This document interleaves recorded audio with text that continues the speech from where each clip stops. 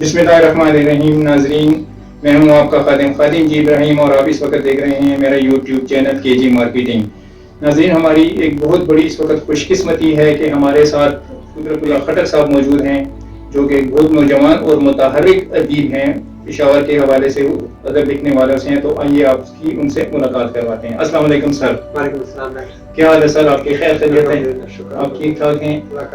Doctor साहब, आप बताइए कि मौजूदा उर्दू अदब में आप अपने किरदार को कहाँ पे देखते हैं? बहुत शुक्रिया डॉक्टर साहब, यहाँ तशरीफ़ लाएँ। आपके साथ इरफान खान भी मौजूद है। आपने मुझे इस काबिल जाना कि मुझे अपनी नशिस्त में जगह दी, मैं ये कहना चाहूँगा। दूसरा, जो आपके सवाल का ताल्लुक है, ये तो बड़ा मुश्किल सवाल है और ज़ाहिर है कि मैं समझता हूँ कि उर्दू अदब में बहुत बड़े बड़े लिखने वाले मौजूद हैं। मैं तो उर्दू अदब का एक अदना सा तालिब इल्म हूँ। अगर आप इस सवाल से मुराद ये है कि मेरा ये सफ़र कैसे है या मैं क्या करता हूँ, तो मैं बचपन से, जब मैं 9th क्लास का स्टूडेंट था, वहाँ उस दौर से मैं बच्चों की कहानियाँ मुख्तलिफ अखबारात में लिखता रहा हूँ। और जो उस दौर के हमारे सूबे के और पाकिस्तान के अच्छे अच्छे अखबारात में वो कहानियाँ लगती रहती थी, जैसे बच्चों का मशरिक, बच्चों का पाकिस्तान, असास और औसाफ और दूसरे जो अखबारात थे जो पेशावर या इस्लामाबाद से शाया होने वाले थे, और जिसमें हफ्तवार बच्चों का एक सफ़ा होता था, तो उसमें वो कहानियाँ मेरी छपती रहती थी। और वो क्योंकि मेरे बचपन का रोमान है, तो मेरे पास महफूज भी है। फिर बचपन से ज़ाहिर है मैं बड़ा होता गया, तो मैं कलम निगारी की तरफ आया और फिर मैंने समाजी कलम निगारी शुरू की, अदबी कलम निगारी की, किसी हद तक शायद सियासी भी की।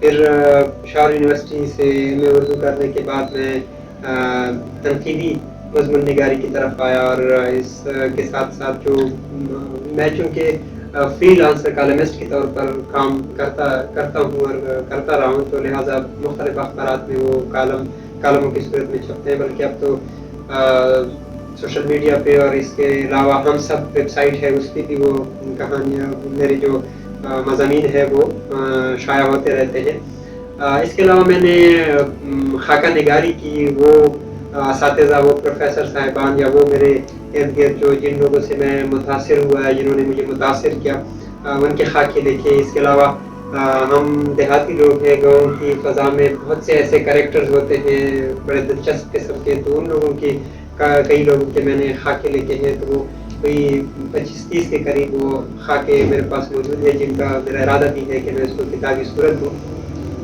और अफसाना मैं लिखता हूँ, और मेरे 1-2 अफसाने तो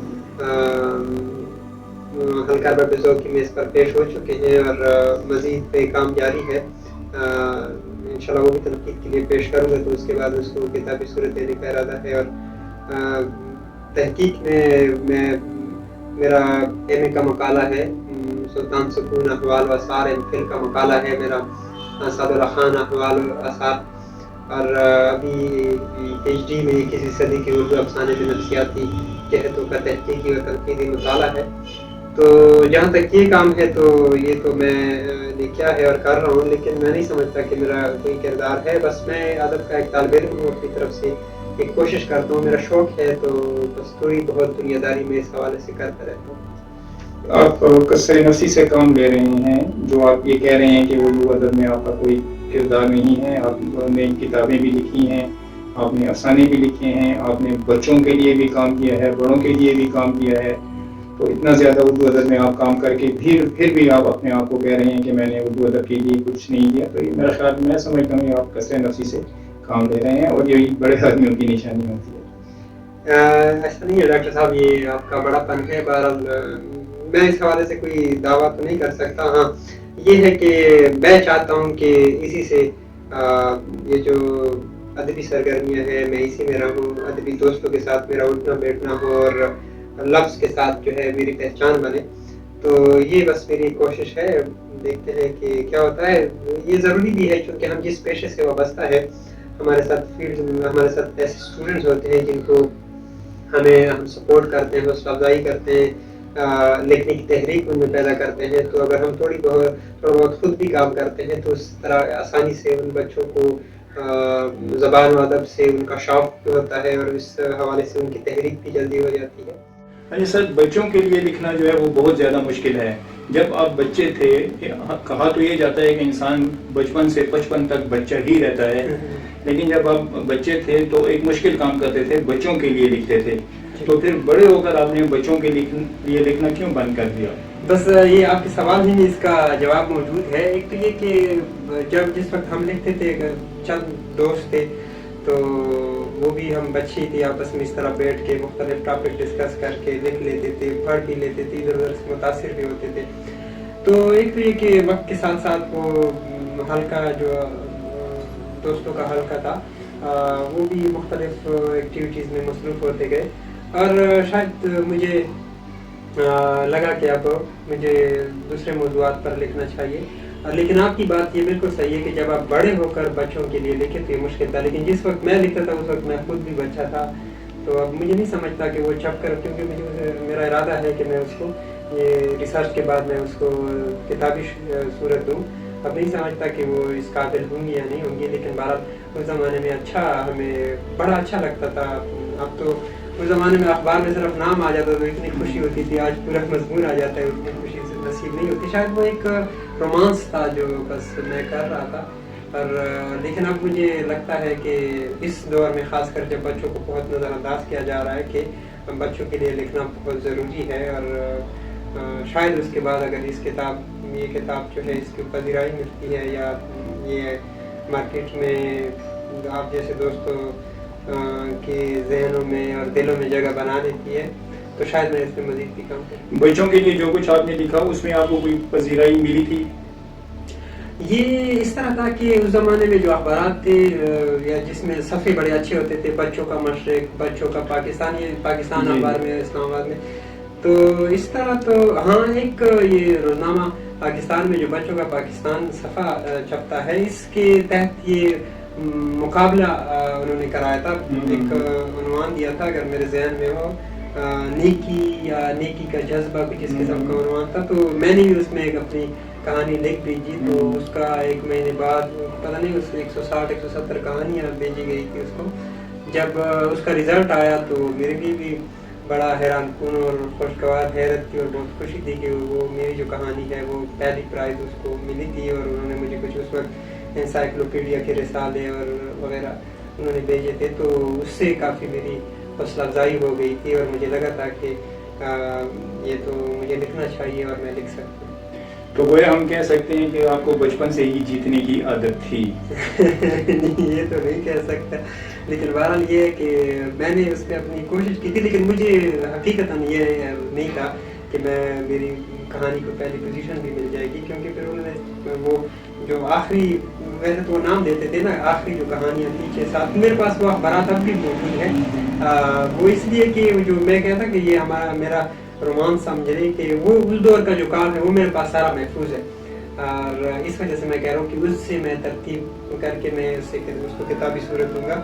تو بہرحال اپنی سی ایک کوشش ہے ڈاکٹر صاحب. اچھا، ہم آج کل یہ دیکھتے ہیں کہ بچوں کے ہاتھ میں کتابوں کی بجائے موبائل ہیں. ہم جب چھوٹے تھے تو رسالے پڑھتے تھے، تعلیم و تربیت، بچوں کی دنیا، بچوں کا باغی ہے، لیکن آج کل بچوں کے ہاتھ میں کتابوں کی بجائے جو ہے وہ موبائل ہوتے ہیں. آپ کیا سمجھتے ہیں کہ ان کو کس طریقے سے دور کیا جا سکتا ہے کہ وہ موبائل سے ہٹ کر دوبارہ کتب کی طرف آئیں؟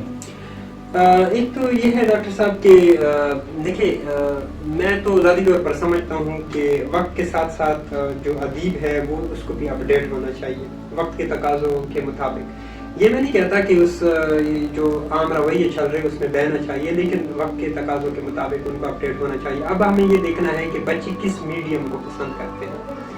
کیا یہ جو کتاب میں پڑھی ہوئی کہانیاں ہیں، کیا ہم اس کو اسی کتاب کی طرف ایز اٹ از لا سکتے ہیں، یا اس کتاب کو کسی اور فارم میں تبدیل کر کے ہم اس کو اس کی طرف لا سکتے ہیں. میں سمجھتا ہوں کہ اس میں ایک تو یہ بچوں کی تربیت میں 2 لوگوں کا بڑا ہاتھ ہے. ایک والدین ہے اور دوسرا استاد ہے جہاں وہ پڑھتے ہیں. یعنی بلکہ میں سمجھتا ہوں کہ مسجد، اسکول اور والدین، یہ 3 بڑے وہ ہے درسگاہ ہیں ان کے، اور یہاں سے ان کو تربیت ملتی ہے. ایک تو رجحان ढालना चाहिए। और दूसरी बात ये कि बच्चों के लिए अगर वो इलेक्ट्रॉनिक दुनिया में है तो हमें इलेक्ट्रॉनिक की दुनिया में ऐसी चीज़ें लानी चाहिए, जैसे उनको कार्टून्स ऐसे बच्चों के लेवल के मुताबिक देने चाहिए कि बच्चे कितने शौक से कार्टून देखते हैं।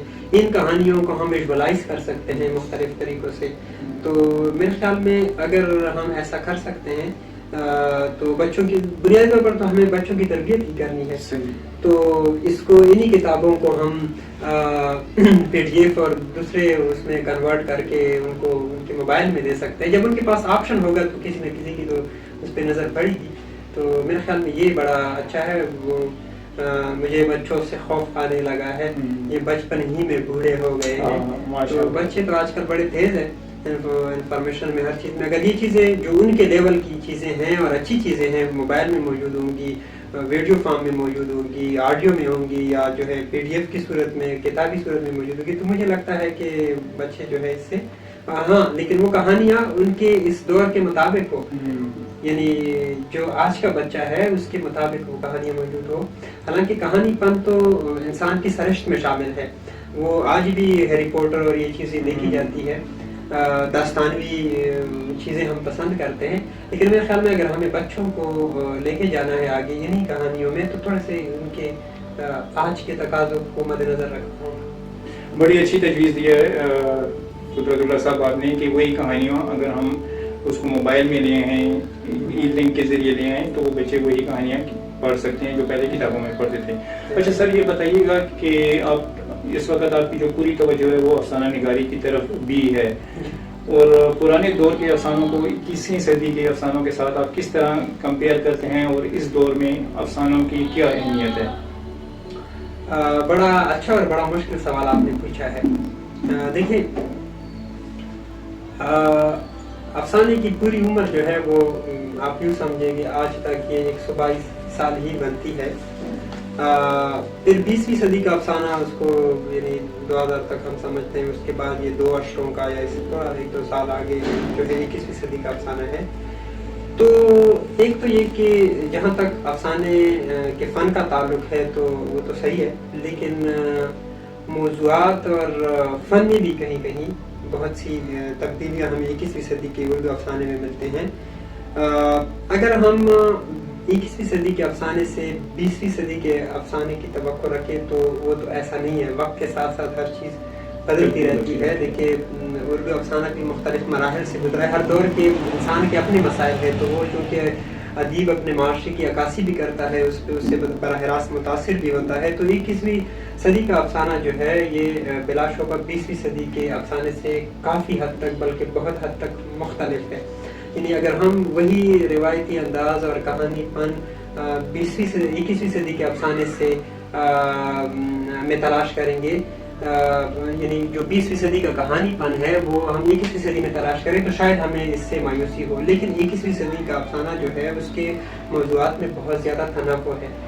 9/11 के बाद जितने वाक़यात हुए हैं, यानी ये कोरोना तक ये जितनी वबाएँ हैं, आलमी वाक़यात का इस अफसाने पे बड़ा असर है। फिर ख़ासकर वो लोग उर्दू लिखने वाले जो मुख्तलिफ ममालिक में हैं, यानी मगरब में रह रहे हैं, तो ज़ाहिर उन्होंने वहाँ के अदब का मुताला किया है, और ख़ासकर नफ्सियात का, न सिर्फ नफ्सियात का लाशूरी तौर पर बल्कि शूरी तौर पर भी अफसाने पर बड़ा असर हुआ है। यानी यहाँ तक कि मैं अब आपको अक्सर अफसानों में ऐसे किरदार मिलते हैं जो बाकायदा नफ्सियतदान होते हैं, और ऐसी नई नई इस्तिलाहात उसमें सामने आई हैं जो 20वीं सदी के अफसाने में हमें नहीं मिलती। तो मेरे ख्याल में एक तो तवालत के हवाले से 21वीं सदी का अफसाना उससे ज़्यादा मुख्तसर है, और शायद उसमें वो कहानीपन मौजूद नहीं है जो 20वीं सदी के अफसाने में है, या किरदारों को इतनी वजाहत के साथ मौजूद नहीं है, उसको इसकी तराश खराश उतनी ज़्यादा नहीं हुई है। यहाँ शायद मौजू पर या जो फ़लसफ़ा दिया जा रहा है उस पर ज़्यादा जोर दिया जा रहा है। तो बहरहाल एक बहुत बड़ा ये डिबेटेबल टॉपिक है, लेकिन ये है कि 21वीं सदी में उर्दू अफसाना लिखा जा रहा है, बहुत अच्छा अफसाना लिखा जा रहा है। कुछ लोग ये समझते हैं कि जी 20वीं सदी के बाद अफसाना लिखा ही नहीं गया है, तो ऐसा नहीं है। अगर 21वीं सदी के अफसाने का हम मुताला करें तो हमें नई जहतों से आशनाई